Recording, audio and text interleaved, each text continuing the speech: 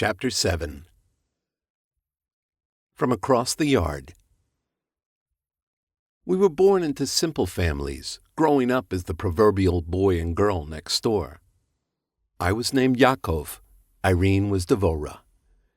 In this particular love story, however, the Romeo was not so outwardly strong and suave as the one Shakespeare gave the world. Lung problems since birth taxed my health and dictated for me a calm, solitary existence. As a result, I spent a fair amount of time in yeshiva, studying the Torah to prepare for my role as a rabbi. But since I was often unsupervised, I would move from my chair and sit in the doorway so I could watch Devora, my young neighbor, play. She, on the other hand, was blessed with vibrant health and an incredible set of lungs, which she used with great enthusiasm to yell, often and long, at the younger siblings for whom she grudgingly cared. I often saw her look with intense hunger at the yeshiva next door. Without ever talking with her about it, I was aware of her passion for learning and the fire of her anger at the injustice of her limited position in life. I could just tell. My favorite memories of our childhood together begin after the day she finally got up the nerve to come over and ask me about what I'd been learning. She started coming every day, and, before I knew it, I was passing on my education to her almost word for word. She couldn't learn quickly enough. It became obvious how much easier and faster it would be to teach her things if she knew how to read, so I slowly began writing letters and words in the dirt. It sounds like such a simple, harmless gesture, but back then I was not supposed to teach reading and writing to females.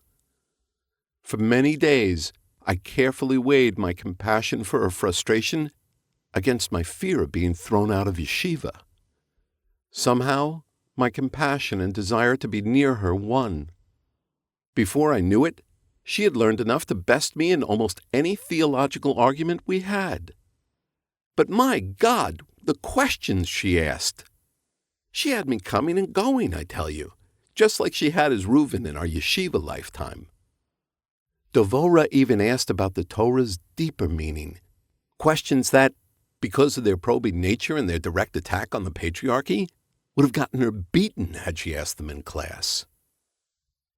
Her frustration at this situation ate at Devora like a cancer. One day, as she watched me deep in study across the yard, she said, "What do you have that I don't? The only difference is a penis. Because of that, you get to sit all day and study Torah, while I'm kept here cleaning up after my family and rolling out noodles and wasting my mind on chicken dung and strudel dough?" I almost fell out of the doorway, I was so shocked. God forbid anyone but me should hear her say such things. It could easily have ruined her chance for marriage.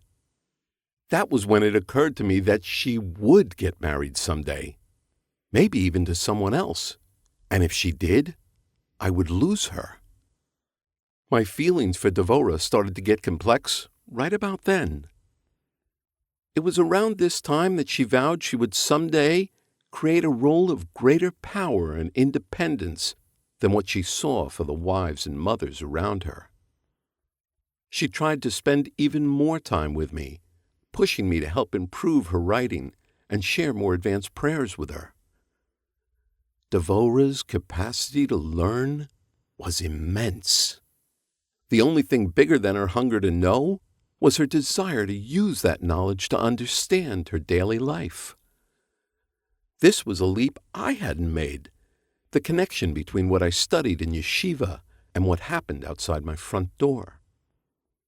Her understanding of these complexities had shaken me to the core. Now my feelings for her were becoming even more complicated.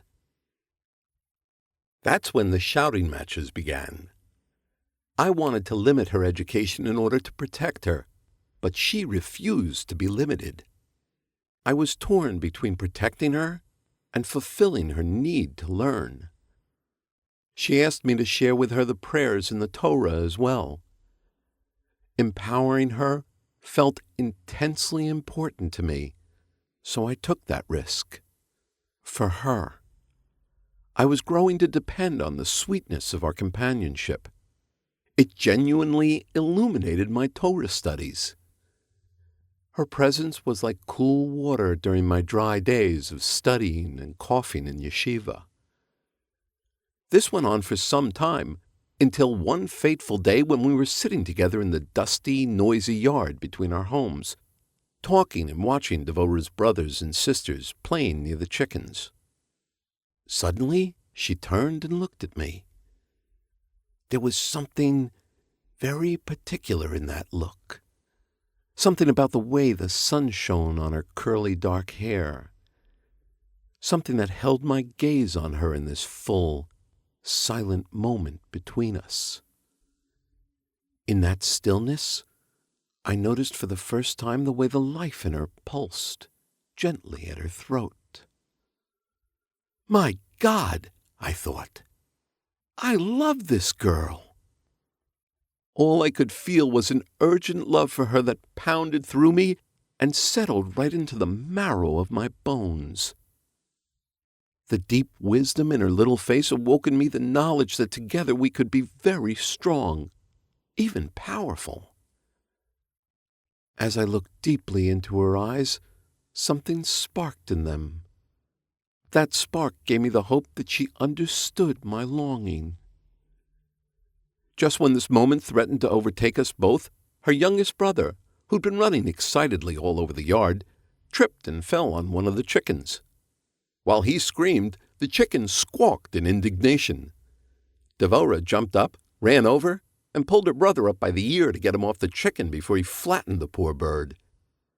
Amid the squawks and tears, our moment was lost. She comforted her brother, and I went inside my house to pray. And I continued praying every day after that. I prayed and prayed for the marriage broker to help me marry Devora. I even went so far as to talk to my rabbi about the fear that she and I would be separated and unable to share God's wisdom together. Although my rabbi was not ready to believe we were divinely paired, he took mercy on me. He also figured it was in everybody's best interest to help this poor boy, addled with lust, from getting lost in his mooning and anxieties. There was a marriage broker in the community who had known Devora since she was a baby, a woman who had a very high opinion of Devora's intelligence. The rabbi went to her, and the moment he mentioned I was interested in Devora, she agreed it would be a good match. She and the rabbi approached our parents, and they all agreed to it as well. I had to wait 3 long years for Devora to be of marriageable age. I watched as she slowly stopped playing and began to help her mother in the house. I watched her grow aware of herself and become shy of me. She was pleased the marriage broker had picked me for her, not only because I was the only one who had fed her passion for learning, but also because I made her laugh. She was also fiercely protective of me because of my many illnesses and wanted to live with me so she could take care of me. During that time, we also prepared for one another. Since Devora would be marrying a scholar and would need to help support the family, she had to learn a skill. Her father took her to market with him twice a week and taught her how to buy and sell vegetables from local farmers. He taught her how to deal well with the Jewish folk and how to protect herself against unfair treatment from the Gentiles around us, many of whom hated our community and tried to take advantage whenever possible. I continued studying and praying my heart out. In time, my prayers were answered, and we were married. And the first surprise we experienced together was the deep joy and fun we got from lovemaking. In all their careful planning and preparations, no one had taken either of us aside to tell us about the mystery and heat we could inspire in one another. Outwardly, we focused on being a good, young Jewish couple, the community symbols of tradition and rectitude. Among others, we were careful to control our passions and remain dignified in the face of our new love. But once we closed the door on society, We went at each other with a fiery kind of madness. I will never forget the silkiness of her skin. When my lips kissed the pulse at her throat, I knew no prayer could be as pure as the fire she inspired within me. She put all her fierce life force into pleasing me. She took me with such passion, often and gladly, that I was sure our neighbors would find me dead in her arms, having been racked with a fit of coughing at the height of our pleasure. Our love continued to thrive over the years. We had 2 beautiful children. Despite miscarriages, poverty, and the perpetual fear of persecution, we were happy together, at least within the walls of our home. Outside them was a different story. We watched as the Christian community frequently allowed Cossacks and farmers to steal from our merchants and harass our neighbors. We alternated daily between feeling pity for the poor, twisted souls of these persecutors of our village and a driving urge to do something to prevent further tragedy. We shared many long discussions about possible ways in which my teaching at the yeshiva could include the whole community so that everyone might become more protected from the risk of persecution. We felt if we could teach our neighbors about using the wisdom in the Torah to have greater faith in heaven's desire to help them, they might be less steeped in denial. The denial we all lived in over how at risk we actually were of falling victim to the Gentiles around us who frequently erupted into violence. Devora and I understood this denial. If we and the people around us gave in to our gut terror at the permission the Christians felt to wipe us out at any moment, we wouldn't have been able to function at all. We would have just run screaming into the night like babbling idiots. But a little release of denial wouldn't have been so bad. A little more soaking in faith and prayer together on this particular issue might have opened our poor, stubborn brains to some constructive ideas. Our concern was so great, we even dared to bring it to a few others of our faith whom we could trust with such radical thoughts. Tragically, everyday life and the constant intrusions from outsiders made it impossible for us to create the very help needed to stop this cycle of rage and violence.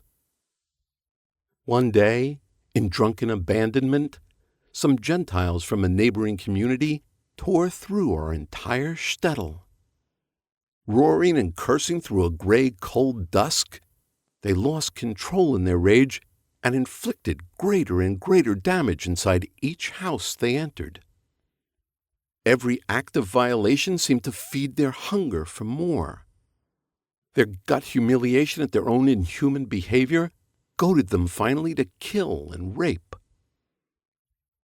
You see, these men had been downtrodden by the rich their whole lives. Their dreams of freedom, dignity, or abundance for their wives and families had been thwarted countless times. That kind of lifelong disempowerment becomes unbearable to anybody after a while, and that agony often boils over into violence towards strangers.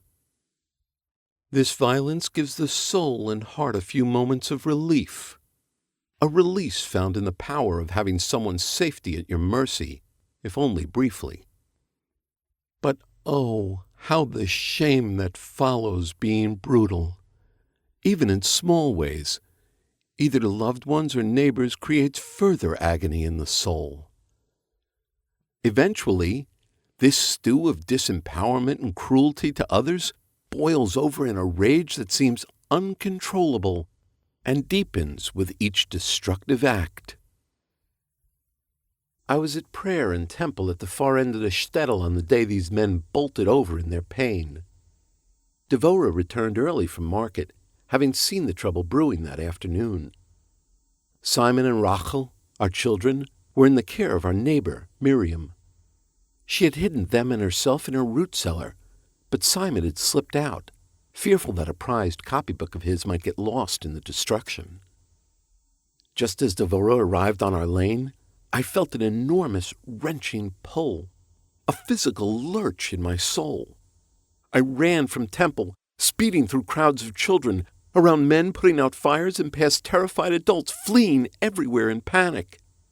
Devora arrived home just as Simon ran into our house. She screamed at him to come back, but it was too late. She could see the shadows of men moving inside our home, setting fire to the curtains with our own Sabbath candles.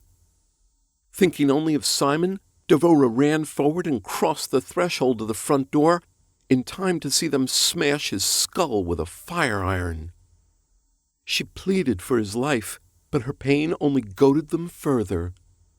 They killed Simon with one last blow. The 6 of them then circled around her, raped her, and when they were done with her, literally beat her into the floor with their fists, their feet, and with broken-off table legs before delivering a fatal blow to her skull. They killed her with a cast-iron skillet we had received from her parents on our wedding day. In the time it had taken me to struggle from temple to home, all had been lost.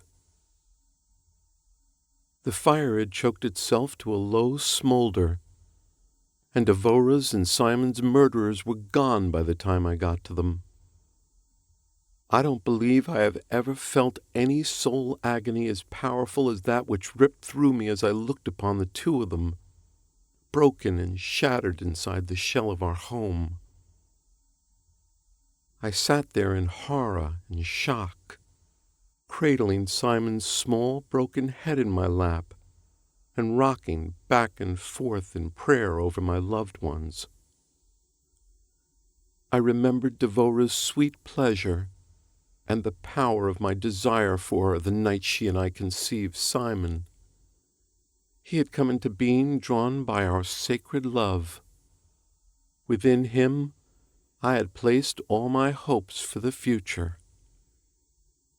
And now they were both gone forever.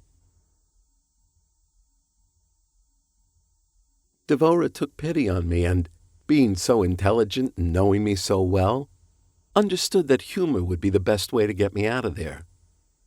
One day I looked up, and by God, there she stood at the end of my bed, in the form I most liked to remember her.